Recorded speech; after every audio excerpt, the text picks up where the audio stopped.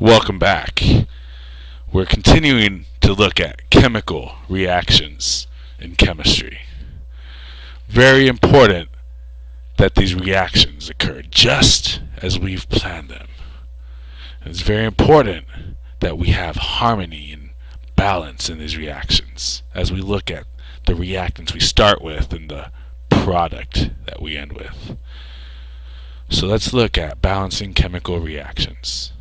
Now, we talked last time about the coefficient, which is a whole number placed in front of a compound that multiplies its quantity. The 2H2O molecules literally means 2 water molecules, but it does affect the total number of atoms present.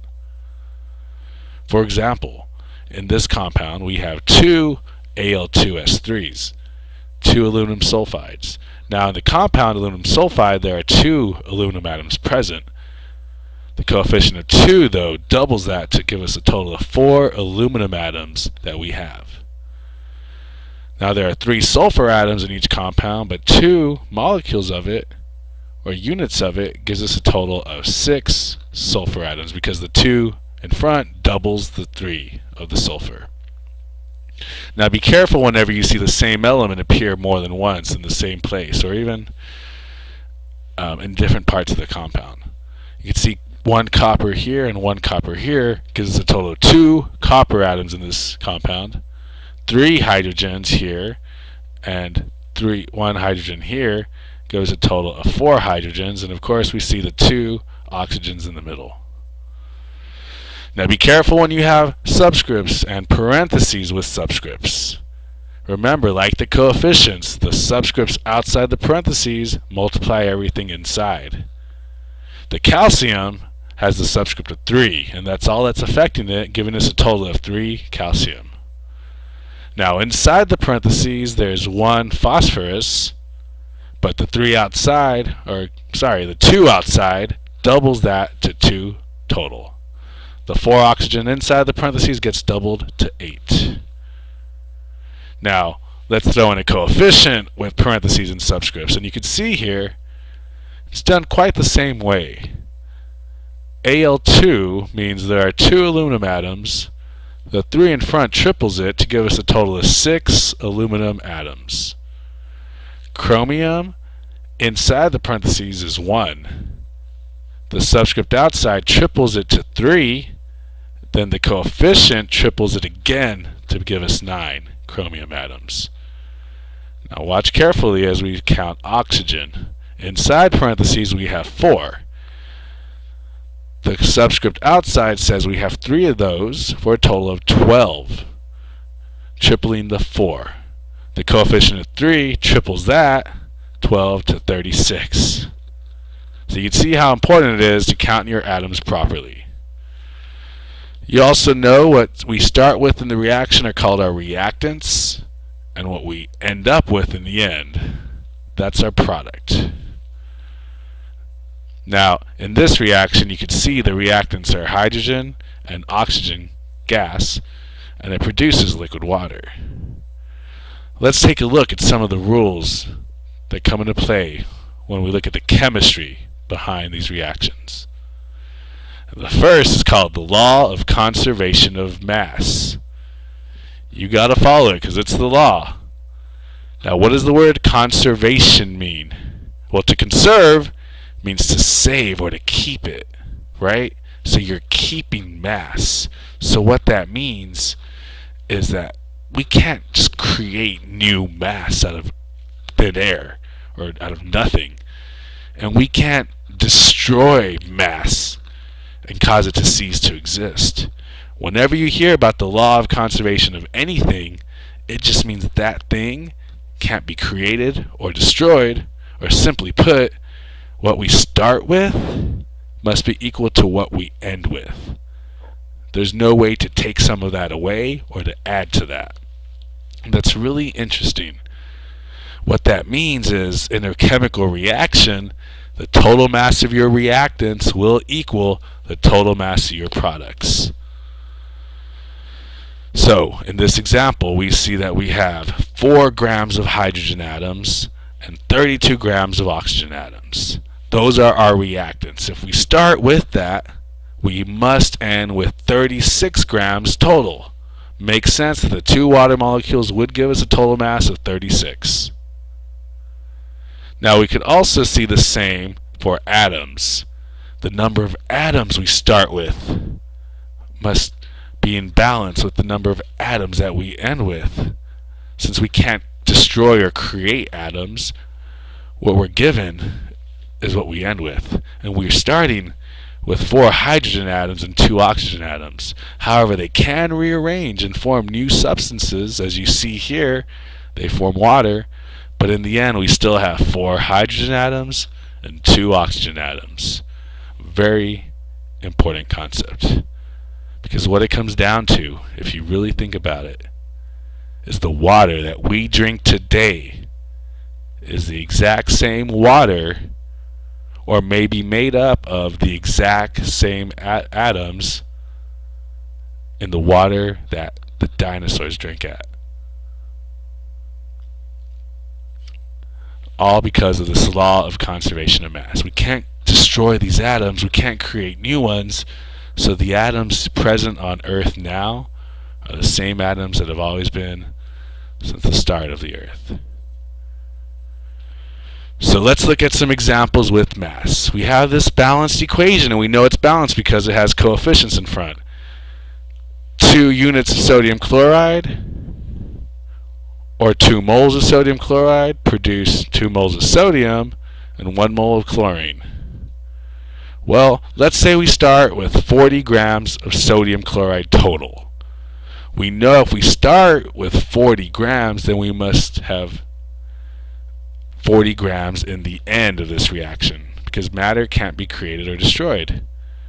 So if we know there's 15 grams of sodium, how much chlorine must there be? Well, we know the missing value can be obtained by just subtracting 40 minus 15, and you find that there are 25 grams of chlorine that were produced. All because of the law of conservation of mass. Now, when we look at examples with atoms, we see here we could count the number of atoms on each side. We have potassium atoms and bromine atoms, and on the reactant side we have 1 potassium atom, and on the product side we have 1 potassium atom. On the reactant side we have 2 bromine atoms, and on the product side we have 1 bromine atom. You can see here something is not in balance. So we need to look at this further. Well, we can use coefficients to balance out our equations and stick to the law of conservation of mass. We see that we need 1 more bromine on the product side. Well, we can't simply change this by adding a subscript of 2 or changing the formula itself, but we can add a coefficient. Now remember, any coefficient we place here will multiply that value. So what do we need to multiply by to get 2 bromines? And that's a 2. What that does is that now updates to 2 bromines, but it also affects the potassium, which means we now have 2 potassium. So we've balanced out our bromines, but now our potassium are not in perfect balance. We should have the same number of potassium in the beginning. If we're ending with 2, according to this coefficient, then how can we change this to start with 2? Well, we could add a coefficient of 2, and that doubles our potassium. And now everything checks out, 2, 2, 2, 2, for both potassium and bromine, and we have a balanced equation. And that shows the law of conservation of mass. It's chemistry. It's quite fascinating. You know an equation is balanced when you see the coefficients already present. 3 pairs of bromine molecules, remember they're diatomic, react with 2 aluminum atoms. And notice how they rearrange and form 2 aluminum bromide atoms. We started with 6 bromine atoms, we ended with 6. We started with 2 aluminum, and we ended with 2. It's amazing how things just work in such perfect harmony. Now what if we had 480 grams of bromine, and 54 grams of aluminum. What would the total mass of our products be? Well, we could find the total mass of our products by knowing the total mass of our reactants. The number of atoms haven't changed, so their mass must be identical. So we just add 480 plus 54, and we see the total mass of the products must be 534 grams. So what are the steps to balancing the equations? First, count the atoms on each side. Add coefficients to make the numbers equal. Remember, the coefficients multiply by the subscript to give you the number of atoms. Then reduce coefficients. Sometimes you get a little high and crazy in those numbers. If your numbers are high, see if those can be reduced. And then always at the end, double check your atom count. Some helpful tips. Do one element at a time. Always update the count after adding a coefficient, because it doesn't always only change the one. And if an element appears more than once on one side, then balance that one last. And if you see polyatomic ions, treat those as single units. One SO4 is a lot easier to count than one S and four O's. So let's do a couple of examples here. We see we have KCl and O. We have one K on each side, one Cl on each side, but 3 O's on the reactant side and 2 on the product side. Whenever you have the force 3-2 situation, we got to find a common factor. In this case, it's 6. We could double KClO to give us 6 O's, but that doubles the K and it doubles the Cl. We can triple the O2 to give us the 6 O's, and then you can see how the 3-2 subscript conflict always gets resolved by getting them both to 6. Well, now we're short KCl, so let's double that, and that matches it up nicely for both the potassium and the chlorine. And now we have a balanced equation. Here's another example. We're going to use As, Cl, H, and O as our 4 elements to balance. We have 1 and 1 As. It appears we have 3 and 1 Cl. 2 H's on the reactant side, and 1 times 3 plus this one here gives us 4 H's on the product side, so be very careful with that. You got to pay attention to both. And then 1 times 3 for 3 oxygens on the product side compared to the 1 on the reactant side. We can see As is balanced. Let's go to Cl. Tripling the Cl triples that for us, but it triples the H. Here, 3 plus these 3 to 6. Remember to keep track of both of those. It also triples. Well, now we need to fix our other things. We could triple the water here, giving us the 6 hydrogens to match. And now it triples our oxygens to 3, solving everything for us nicely. Now sometimes you'll see spaces in front of them, and this is just spaces telling you need some coefficients. So counting, we have 1 sodium on the left, 2 on the right on the product side, 1 chlorine on the reactant side, and 1 on the product side. 2 hydrogens on the reactant side, 1 on the product side. And notice how because we have SO4 appearing on both sides, we can keep it as SO4. If it wasn't the same on both reactant and product side, we'd have to break it up into sulfur and oxygen, but this way makes it a lot easier. We can see there's only 1 SO4 on the reactant side and only 1 SO4 on the product side. Remember, it's not 4 SO4s, so count those properly. Well, we see we need to balance our hydrogen, so let's double that. Oh, sorry, we got to start with the sodium here.